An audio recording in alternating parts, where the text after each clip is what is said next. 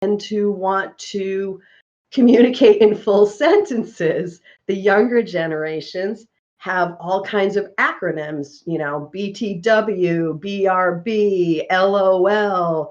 And sometimes, no matter what generation we are, we try to figure out what do all those acronyms mean. I know I find myself sometimes when maybe one of my kids communicates to me with an acronym, I'll go into the Urban Dictionary to see what it means because I don't know what it means, and it wasn't taught to us, and it's a whole different language that we have to get used to.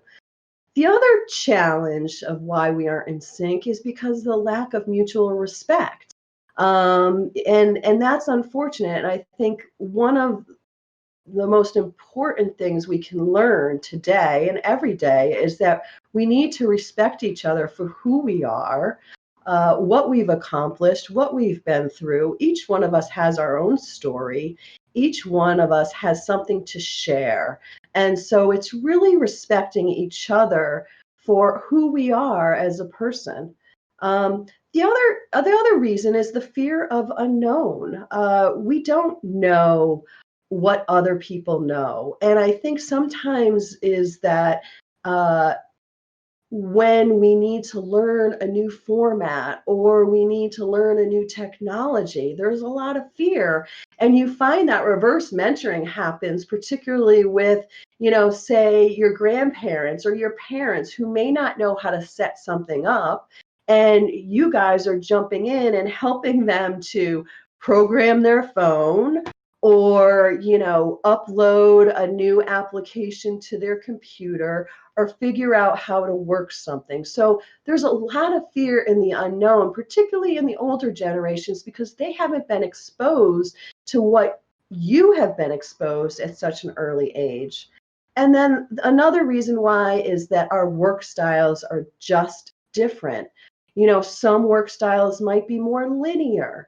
Some work styles might be all over the place. My work style, I'm a Gen Xer, and I am a multitasker, and I could start one project and then bop over to another project and then bop over to another project, whereas some people prefer a whole linear approach. And so we have to recognize these differences in work styles. So here's a work style snapshot that I put together. And I just want to kind of give you a quick snapshot before we dive deeper into the full presentation. So you can see that they're very different, whereas traditionalists like formal interactions, where Gen Z prefer to be more collaborative, they prefer to multitask, they like to have hands-on learning. And that's probably why so many of you are involved with robotics, because you get to touch things, you get to build things, you get to work with your hands. There's traditionalists are private. That's the older generation. They tend to keep things kind of under cover. They don't like to air out their personal business online. Versus the younger generations, and I am included in that, in the Gen Z, we put everything out there. Our lives are out online. Our lives are on Snapchat and Instagram and Facebook and Twitter and LinkedIn. And so we live in a very different world. Most of all the generations prefer being part of a team, although Gen X tends to trend with a little bit more of independence. So this is just kind of a quick snapshot. Also, traditionalists tend to have had one career over the course of their life. Millennials, Gen Zs, and even Gen Xs, they prefer mobility, they prefer multiple tracks, they prefer parallel careers. And because we live in such a remote world, you can do many things at the same time as opposed to just one career track. So let me give you a kind of a deeper dive into who we are, into who this each generation is. The traditionalists is known as the silent generation, the GI generation. They were typically born before 1945. Um, their characteristics are they're hardworking. They have always, really kind of had a very strong work ethic. They're patriotic. Many of them were part of the Army, the Navy, the U.S. Air Force. The recruitment for the military services was strong and hard back then, and many people had to serve. And they tend to respect authority.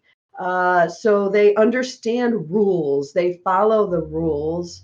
And whereas some of us in the younger generations may like to break the rules or may like to work around the rules a little bit, or sometimes make up our own rules along the way. Traditionalists also really value family. And I think that that's something that we see across the board, but traditionalists tend to be very family centric. It's about Sunday dinners, it's about getting together, it's about patterns, it's about traditions, it's about, what you typically do with your family. Thanksgiving dinner at the same place rather than rotating it. And they're also very civically obligated. They feel that they need to be part of something, and they want to fight for America, which is something that we all need to do at this point in our life. Are the influences of traditionalists? Many wars, the World War II, Korean War, the GI Bill, which was established so that if you served in any of these wars, or if you served in the military, you could also get education. The New Deal, and they also dealt with depression back then, and where they didn't know where they were going to turn many times to their next meal. I put this advertising up here because you see that even Nestle's, the chocolate company, modified their advertising to include something about the military. Chocolate is a fighting food. So some famous traditionalists that you might know or have heard of. One that we just recently lost was Ruth Bader Ginsburg, rest her soul. She was a true advocate for women and civic rights, civil rights, and but some of the others you might know: Barbara Streisand, Jimi Hendrix, John Wayne, Betty White, who I hope most of you know. She is still alive and she is still doing great things and making us all laugh. Some of the work styles, just to kind of dig into this a little deeper, formal interactions, they demand respect, as you know, because many of your mentors are probably fall within the traditionalist or the baby boomer generation. They're about building legacies. What do I leave behind? It's, family names. So they really want to leave something for their families. They want to leave their values behind. They also dislike being put on the spot. So be aware of that. That's really important. So really look at your approach when you're dealing with people who are in the older generation. It's very important to just be aware that as you're having interactions, you understand what makes them tick. Baby boomers, typically 1946 to 1964, their characteristics is they've always worked really hard. These are typically, some of these baby boomers might be your parents, they might be your grandparents, depending on what your family it consists of. They like process. They like things that are linear. They like to follow the directions. And for many of you, you rather just pick something up and try to put it together and test and try and test again, and may not be following the exact process as it's been written, but it works for the way that your brain works. They're also baby boomers are also very goal oriented and competitive. So they care about getting to the bottom line, and they're not afraid to compete for that. They're resilient because they've been through a lot. They've been through wars. They've been through the depression. They've witnessed so many things during their period of life. But they tend to be optimistic because they know that we will get through this, just as whatever we're going through at a specific period of time, as Americans, we always get through it. And baby boomers are willing to engage in transformations. Many of them, as they get near retirement age, they look at what's next. What's next for me? You'll see many baby boomers become part of SCORE, which is a network of older individuals who provide mentorship to business owners, to business leaders. They share what they've learned to others. And baby boomers always want to make a difference. Some of their influences include the Vietnam War, the Martin Luther King and John F. Kennedy assassinations, which really changed the world and how we look at things. Woodstock, the whole sexual revolution, and economic prosperity. Some famous baby boomers you might know, and I'm really having trouble with these ear things. Sorry.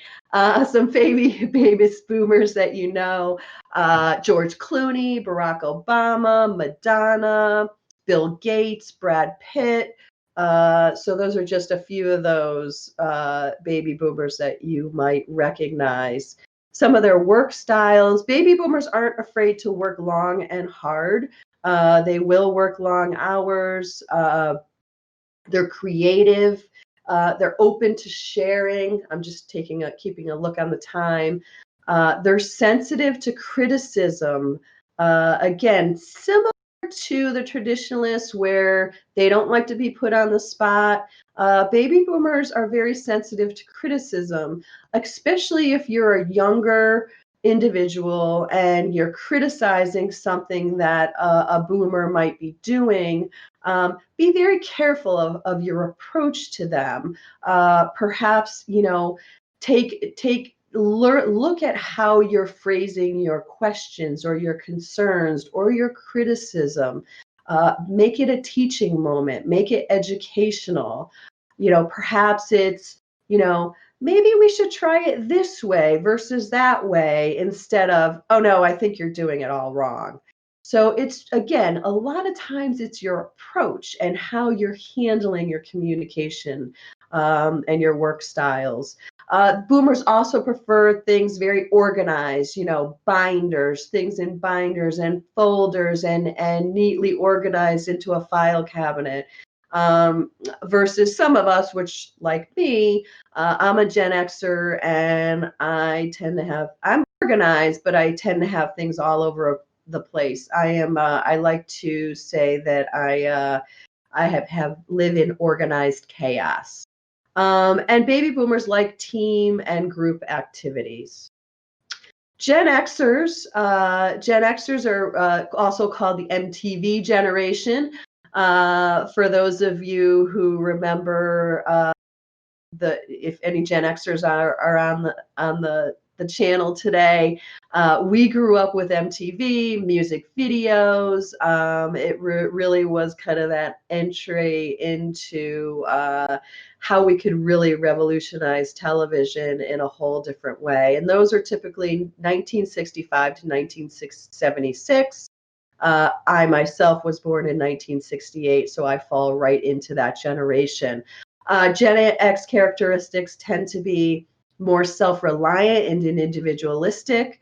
It doesn't mean that we don't like teams. We certainly like to work in teams, but we like to really kind of move forward on a project and do the best that we can individually, and then reach out and get some team input.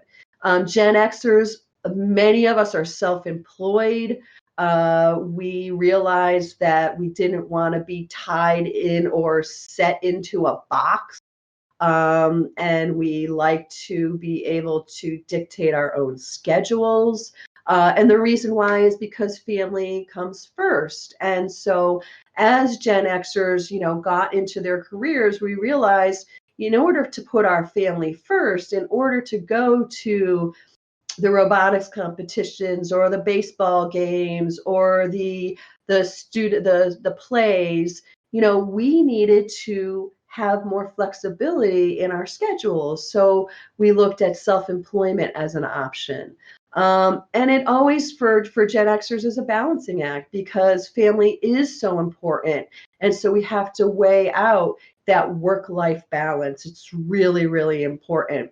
We also tend to be skeptical because of the things that we've lived through, Enron, the banking crisis, where we see crises. We've grown up around crises, so it makes you skeptical of putting your banking online.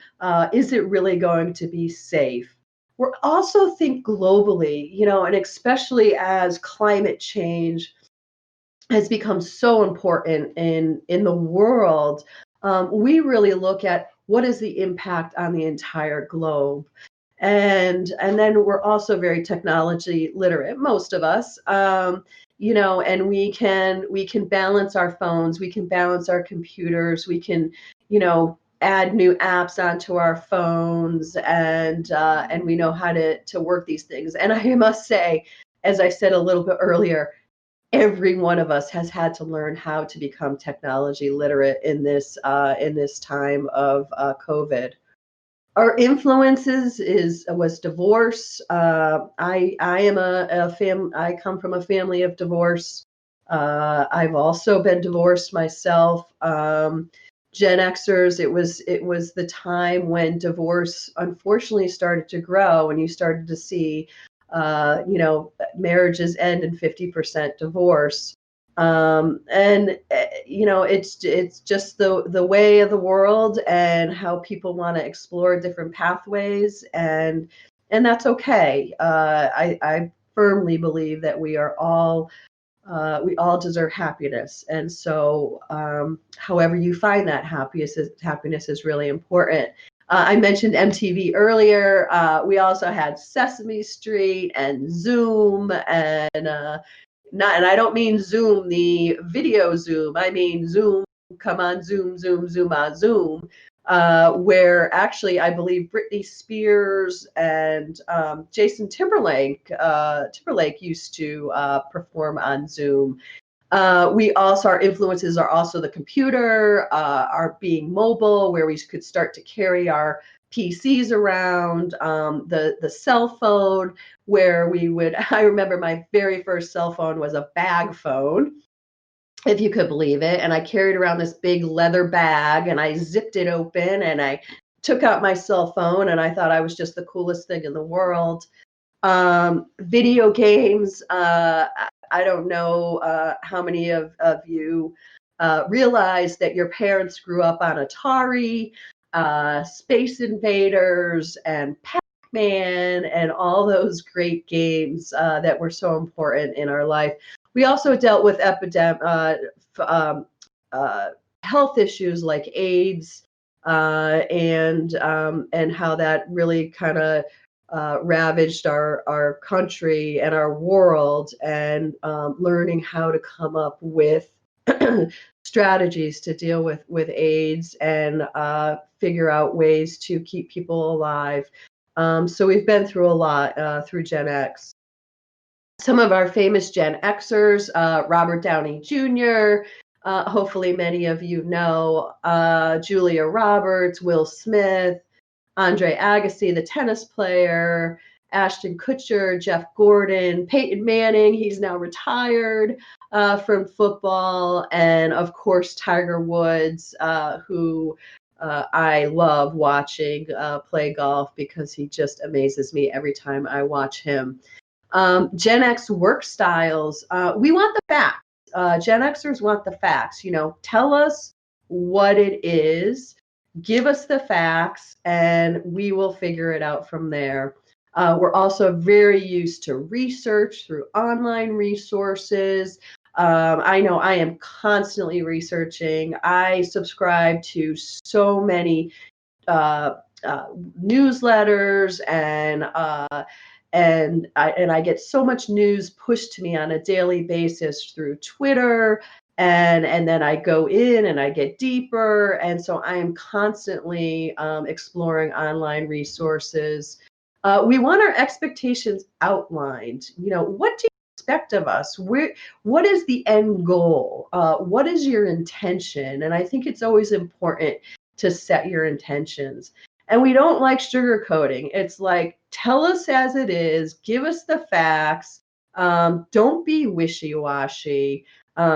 Just tell us what we need to know. And we don't like micromanagement. We don't like when people are, sitting on top of us. Oh, did you do this? Did you do this? Did you do this?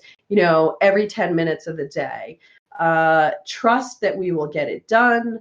Trust that our work ethic is strong, and that you don't need to micromanage us. We're also very productive, and that's because we are mobile. We can work from our phone. We can work from our laptops. So we get a lot done. We like humor, particularly in our lives, in advertising, in television, in books. We like to laugh. We like to have fun. We like to be happy. And I already talked about the portability and mobility. Gen Y, these are millennials born between 77 and 95. Gen Y characteristics. So you'll see some crossover between Gen Y, which are the millennials, and the Gen Z, which are probably many of you on this phone, on this channel. But Gen Y, technologically savvy. You can multitask. You can do so many things at once. You're well educated and well versed. That's because of the resources that are available at your fingertips. You sometimes can be patient because you have been used to getting things right away because of technology. You can order something on Amazon, and before COVID hit, you literally could get it the next day. With COVID, things seem to have slowed down a little bit, but that impatience is there because that's how you grew up.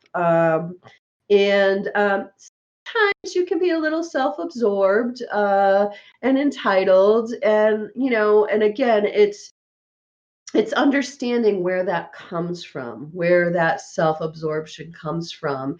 And sometimes it's just kind of looking beyond yourself and looking at how can you make a difference. Gen Y, your parents are super involved. I have a Gen Y, and yes, I'm involved. However, I have let my son be quite independent. I check in on him. He's in college now.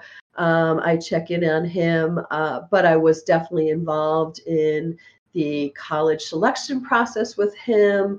We went to visit all the schools. I like to know what he's doing. And so from that aspect, I'm involved. Some can be involved a little too much, and always something that you need to discuss with your parents if you have concerns about that. There's a line that needs to be drawn. Gen Y is also tends to be very competitive, and wants to win, which is always good as long as you do it in a healthy way. Gen Y also tends to be high on debt, and that's because of college expenses that have risen so much over the course of these last decade, I would say, and credit cards, and or anything where you're spending money. It's so easy to order online that it's easier to get into debt. Brand ambassadors, really important. We know that the Gen Y tends to like to look at reviews, likes to be communicated by brands through their social media channels. And then in turn, they become brand ambassadors. They're only going to wear a certain kind of clothing, or they might only use a certain kind of handbag, or they might only work on a certain kind of computer. So that's where you're, as brand ambassadors, and advertisers love it, because the more reviews and the more input they can get from users, the better their sales will be ultimately at the end of the day. And then online community builders, they like to set up communities. In fact, I too am setting up communities on Facebook, and we want to continue actually to grow some of our communities right here in New England, which I'll be sharing with you a little bit in maybe a couple weeks or so, and how we want to build some more online communities to keep you engaged. Some of the influences are internet and e-commerce, the wireless world, 9/11, the tragedy of 9/11 and what we all witnessed. Gen Ys grew up with that, and that fear that came with that. Reality TV, we definitely live in a reality TV world. Whether it's Big Brother or Real World, digital music, being able to stream whatever music you want through your phones, Apple Music, all different kinds of channels, Spotify and all that. And dual income households, this is where mom and dad are both working. So it's harder to come together as a family, but you're used to more money in your household because mom and dad are both working, versus past generations where it typically was one person in the family was working. The work styles for Gen Y is they prefer specifics, again, similar to Gen X. Similar to the traditionalists, they dislike direct criticism. And again, it's all about the approach, and it's all about how you communicate with someone, and you can do it in a really thoughtful, professional, gracious way, or you can do it in a way that seems critical and judgmental, which never is a win for anyone, because we automatically get our backs up when people are critical of us.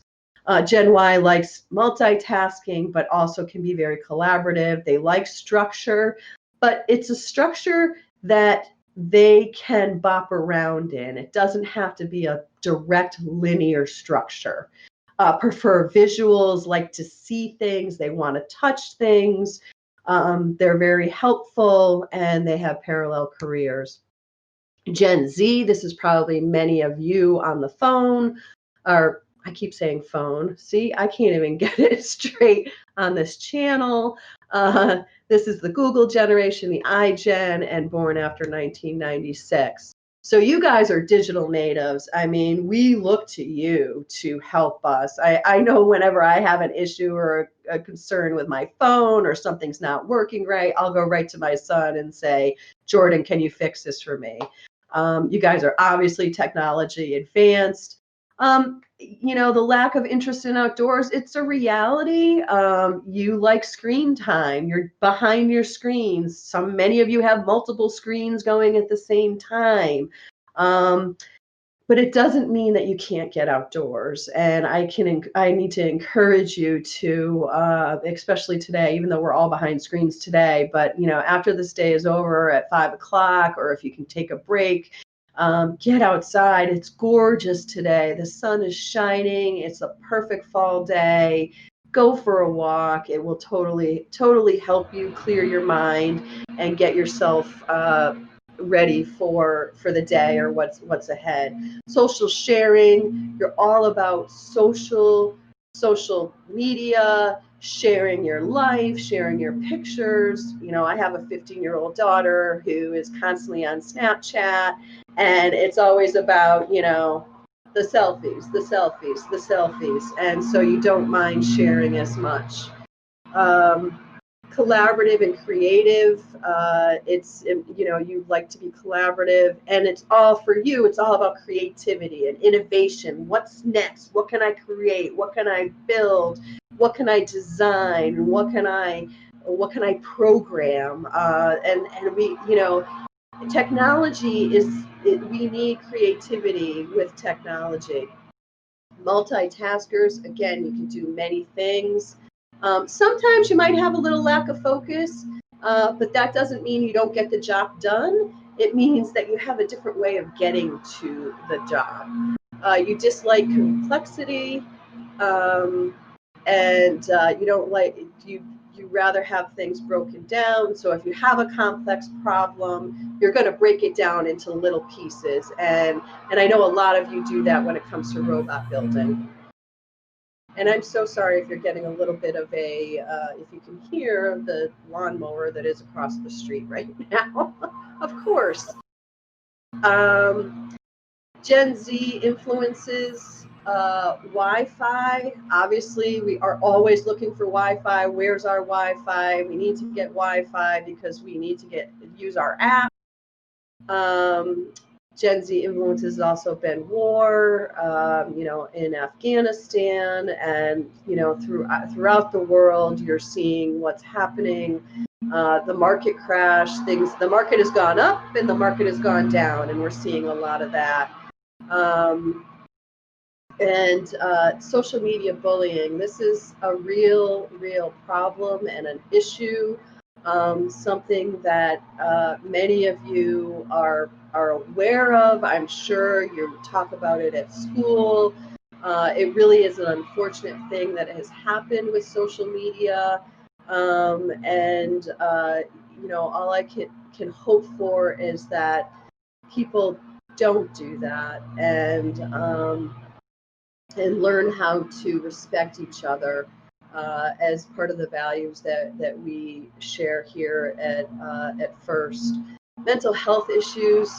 So many of you are dealing with anxiety and depression, PTSD, eating disorders. I mean, this is all real. And with COVID, it's even worse. And we have to learn how to find coping strategies to get through these. And later on today, I will be talking about how to decompress your stress and anxiety.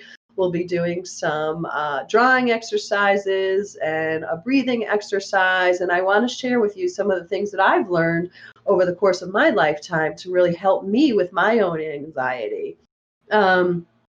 You're also influenced by entrepreneurship. I mean, how many of you have gotten a 3D printer and now you're printing things as a little side business? Or even when COVID hit, many of you jumped up and said, I want to help. I'm going to create the little attachment that goes to the back of the masks, or I'm going to print masks, or I'm going to make masks, or I want to I want to be involved in this. I want to help. And so you guys are growing up with this entrepreneurial mind that is so wonderful for our future, because entrepreneurship is what is going to continue to fuel our economy.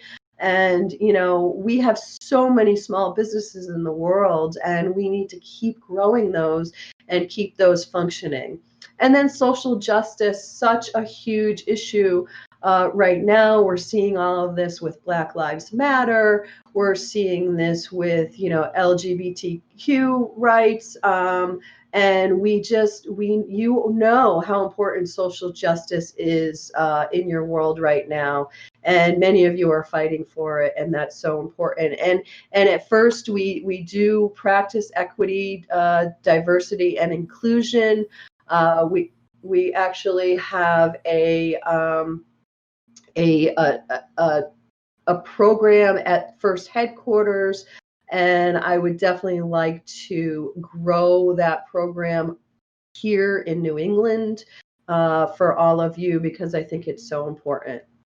Some well-known Gen Zers, Greta Thunberg, who is one of our pioneers in climate change advocacy, Billie Eilish, the singer, Millie Bobby Brown and Finn Wolfhard from Stranger Things, Sophia Wiley and Rowan Blanchard, just some of your well-known Gen Zers. Your work styles, you like to try and see, you like to tinker, you like to put things in your hands and figure out how to make it work. Again, nonlinear thinkers, you don't necessarily need to think in a straight line to get to that to solve that problem. Visual, you like to see things, you like to see pictures, you like to see memes, you like to see avatars, you like to make things move. Computer aids, an open book world, you have access to the world at your fingertips right now, because it is an open source world when it comes to research. And you want to know how rather than what. How do I make this work? How do we do this? Some interesting Gen Z stats. As I was doing some of my research for this presentation, I found some really great stats. Gen Z is going to make up 61 million individuals in the US and is expected to make up 30% of the labor force by 2030. That is huge. That's you guys. And that's why we're here. That's why FIRST is here. 30 something years ago, Dean came and realized that our schools weren't giving our students what they needed to prep for the workforce. And so that's why he founded FIRST, because he knew that the skills that you learn in FIRST would be very important to our labor force. And so when you make up 30% of that labor force in 2030, you will be educated and you will be ready for what's ahead. Gen Z tends to start their job search early. You start freshman, sophomore year in college, and then only 10% wait until after graduation. So that's a really great thing. Unlike millennial predecessors, Gen Z is motivated by financial incentives and career advancement. You want to know, what am I going to get paid for my knowledge? What is this worth? And you want to use your skills to make money, and you should, because many of you are brilliant with what you're able to share and do. 65% think salary is important, which is more than millennials. Millennials and Gen Xers cared more about work-life balance rather than an employer. So what we can do together is we can embrace reverse mentoring. We have to remember that we're all in this together. You're going to learn from anyone and everyone around you. The older can learn from the younger can learn from the older. Be flexible, move your cheese. Don't stay straight and think that your way is the only way. There's a great book about moving your cheese and about, you can't always be on the same path. Sometimes you need to move that cheese to get to a different solution. So be flexible.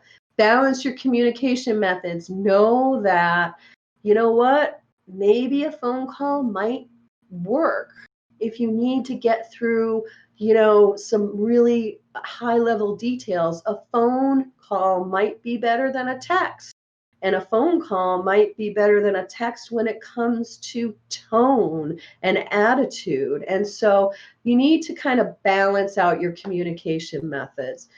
And if anything else, I want you to learn from this, please practice respect. Respect your elders, and elders respect the youth. It's so important. Be patient and understanding. And as Woody Flowers always says, practice gracious professionalism. This is just a few of my resources. So I know we might have some questions. I think we've got about 7 minutes left. No questions. All right. Oh, no time. No, we have no time for questions. But if you have questions, I'm going to give you guys my email. My email is kpita, KPITA, @nefirst.org. That's kpita, KPITA at NEFIRST.org. If you have any questions about this presentation or any other presentation throughout today or anything else you want to talk to me about, I'm here for you. I'm thrilled to be your executive director. I'm thrilled to be part of this community. I love what we're doing for each one of you. I love what each one of you does for us. Again, gratitude goes both ways. So thank you so much for being here with me today. And I look forward to seeing you a little later on for our decompression of stress and anxiety. Have a great day. We be just as bold.